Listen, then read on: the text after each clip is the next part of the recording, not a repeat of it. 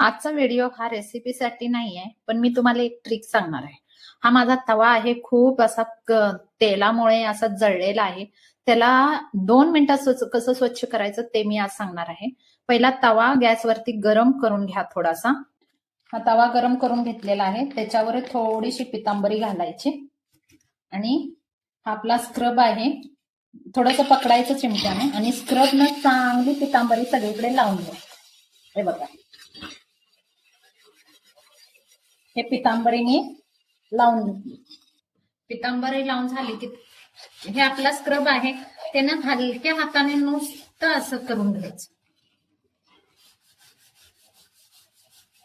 काही नाही, ताकद लावायला लागत नाही, काय नाही. मस्त 2 मिनिटं फक्त तुम्ही हात फिरवत जाईल ना, तवा स्वच्छ होत जात. फक्त हात फिरवायचा बघा.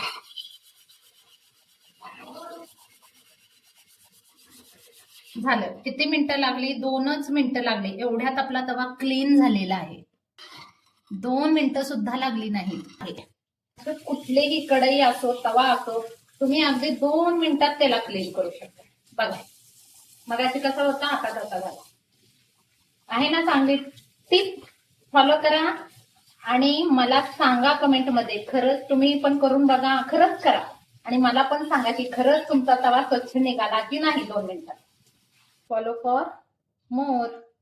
थँक्यू.